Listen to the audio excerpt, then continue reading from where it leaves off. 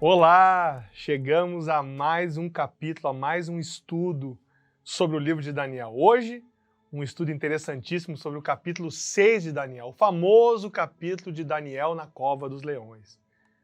Muitos de vocês com certeza já ouviram essa história. Muitos, quem sabe, já ouviram quando eram crianças.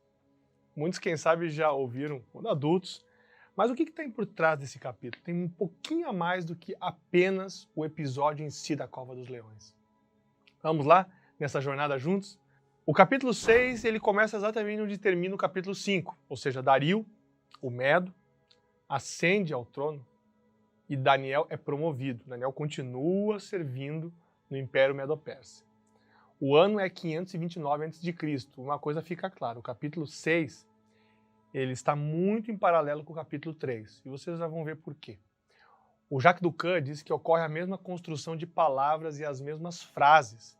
Esse processo estilístico, de estilo, sugere que Daniel enfrentará a mesma experiência que os 3 hebreus do capítulo 3. É impressionante os paralelos, tá? O Império Persa, que incorporou o dos Medos, formou uma extensa área até a parte norte dos babilônios. Então estendia-se até a Ásia Menor, Líbia, Egito a oeste e o rio Indo e o Mar Aral ao leste. Foi dividido esse reino da Medo-Pérsia em satrapias. Em Esther capítulo 8, verso 9, são mencionadas 127 satrapias. Mas isso 50 anos depois da queda da Babilônia, né? Os sátrapas eram como se fossem governadores das províncias, mas alguns acreditam que esse número de 120 em Daniel diga respeito apenas aos administradores regionais. Apesar da mudança de governo, Daniel continuou sendo bem visto e respeitado. Interessante, né? Que ele já era um idoso profeta que tinha uma grande respeitabilidade dentro de um outro império.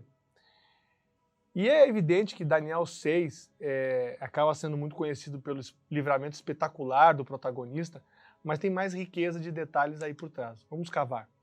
E vamos à leitura. Daniel 6, a partir do verso 1. Dario decidiu constituir 120 sátrapas para que administrassem todo o seu reino. Sobre eles colocou 3 presidentes, dos quais Daniel era um, aos quais esses sátrapas deveriam prestar contas, para que o rei não tivesse nenhum prejuízo. Então mesmo Daniel se destacou entre os demais presidentes e sátrapas, porque nele havia um espírito excelente. O rei até pensava em colocá-lo sobre todo o reino. Então os presidentes e os sátrapas começaram a procurar um pretexto relacionado com a administração do reino para poderem acusar Daniel.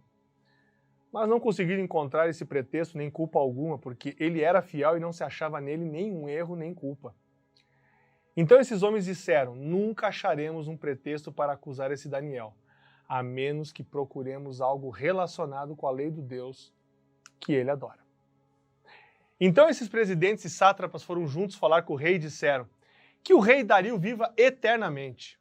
Todos os presidentes do reino, os prefeitos e sátrapas, conselheiros e governadores concordaram em que o rei baixe um decreto e sancione um interdito, ordenando que todo aquele que nos próximos 30 dias fizer um pedido a qualquer deus, a qualquer homem, e não ao Senhor, ó rei, seja jogado na cova dos leões. Portanto, ó rei, sancione o interdito e assine o documento, para que não seja mudado, segundo a lei dos medos e dos persas, que não pode ser revogada. E assim o rei Dario assinou o documento e o interdito. Até o verso 9, tudo indica que a administração persa, você vê aí, era dividida em satrapias e que sob os sátrapas havia pelo menos 3 presidentes. E um dos presidentes era Daniel. Imagina a inveja que se formou aí, né? Mas Dario tinha muita confiança em Daniel, a quem se atribuía um espírito excelente.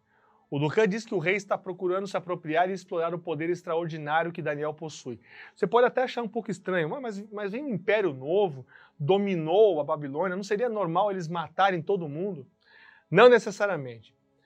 Esses grandes imperadores antigos, eles não eram completamente ignorantes em relação ao potencial que havia na mão de obra, vamos dizer assim, que ficara no Império conquistado.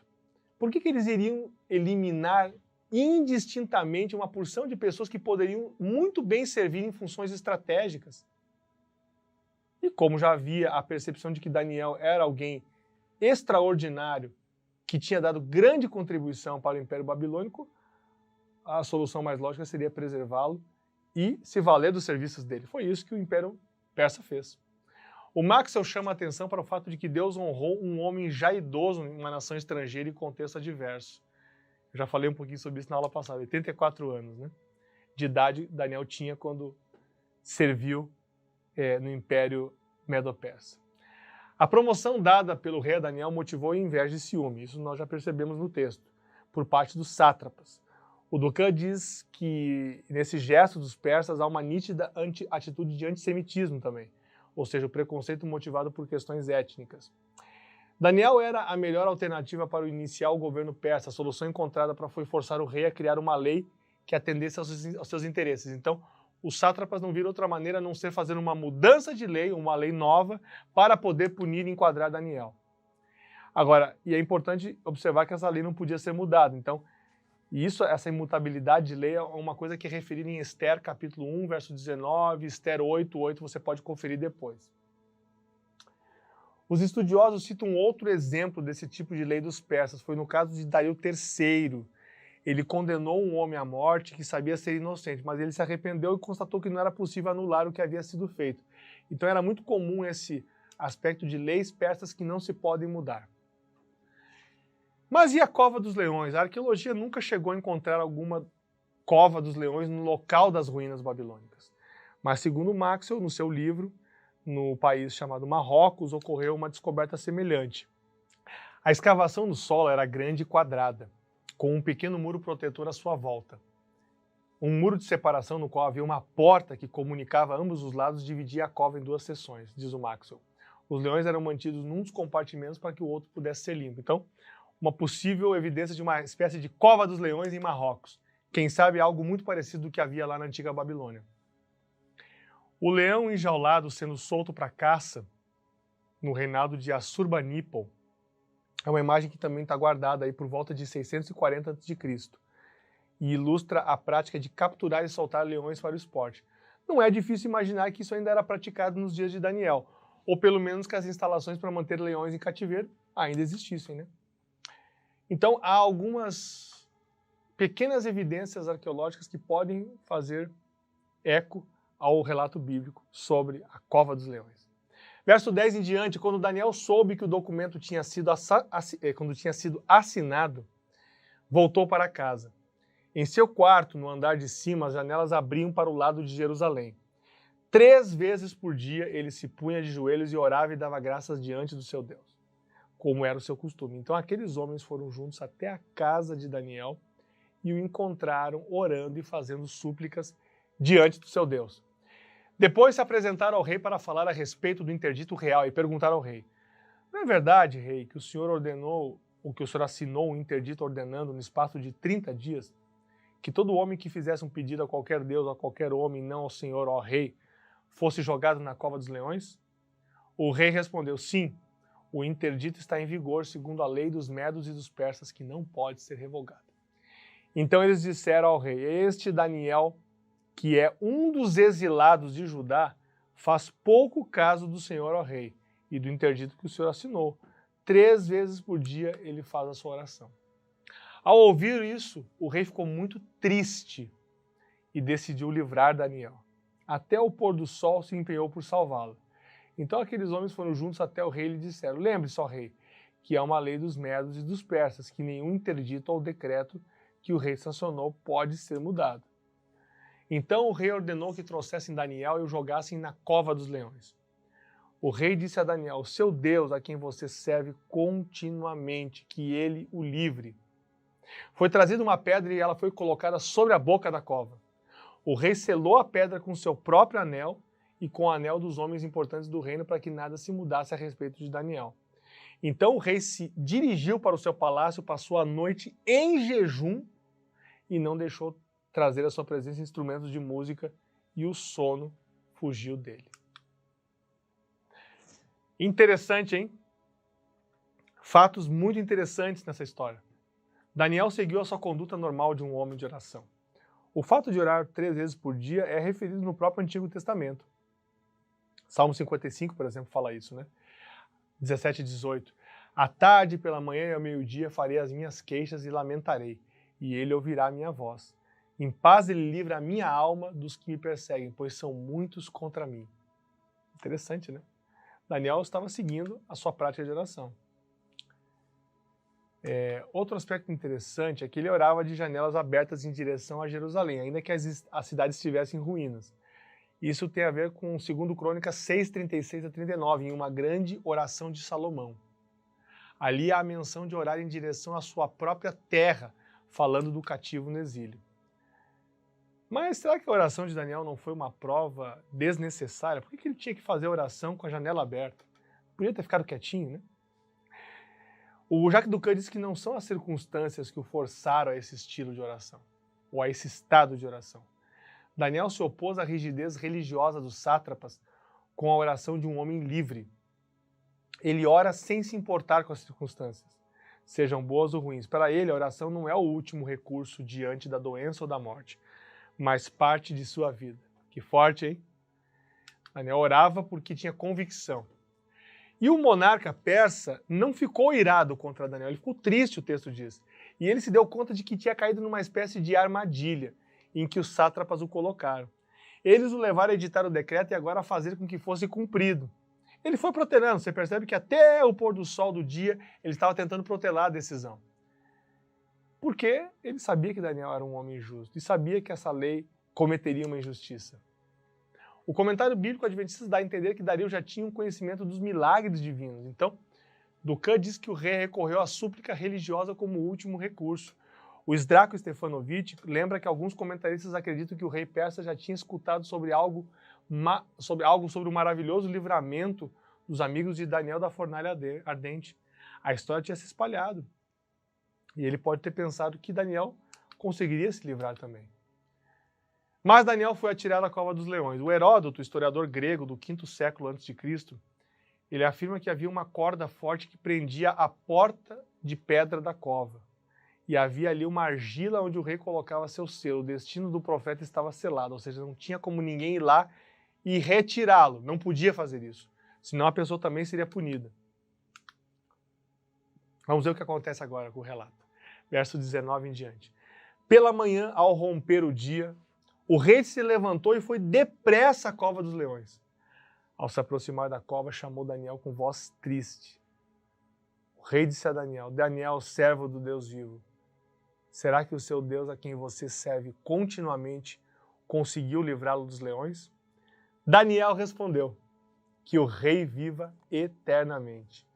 O meu Deus enviou seu anjo e fechou a boca dos leões, para que não me fizessem mal algum, porque fui considerado inocente diante dele, e também não cometi nenhum delito contra o Senhor, ó rei.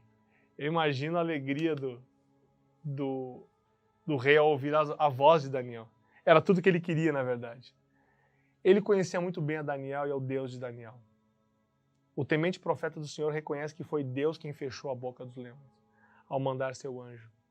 O livramento de Daniel evidenciou sua fé e profunda confiança em Deus. Na situação mais improvável, ele reafirmou que não cometeu nenhum delito. E aí continua o texto. Então o rei, com muita alegria, mandou que tirassem Daniel da cova. Assim Daniel foi tirado da cova e não se achou nele ferimento algum. Veja que tem uma relação lá com Daniel capítulo 3, né? Eles também saíram sem ser chamuscados. Você vê que tem essa combinação, esse paralelismo. O rei deu ordem e foram trazidos aqueles homens que tinham acusado Daniel. Foram jogados na cova dos leões, eles, os seus filhos e as suas mulheres. Ainda não tinham chegado ao fundo da cova e já os leões se apoderaram deles. E lhes esmigalharam todos os ossos. Veja que relato forte. Então o rei Dario escreveu às pessoas de todos os povos, nações e línguas que habitam em toda a terra: que a paz lhes seja multiplicada. Faço um decreto pelo qual, em todo o domínio do meu reino, todos tremam e temam diante do Deus de Daniel, porque ele é o Deus vivo e que permanece para sempre. O seu reino não será destruído e o seu domínio não terá fim. Ele livra, salva e faz sinais e maravilhas no céu e na terra. Foi ele quem livrou Daniel do poder dos leões. Daniel prosperou no reinado de Dario e no reinado de Ciro, o persa. O rei, a exemplo do que Nabucodonosor fez lá no capítulo 3, resolveu punir também.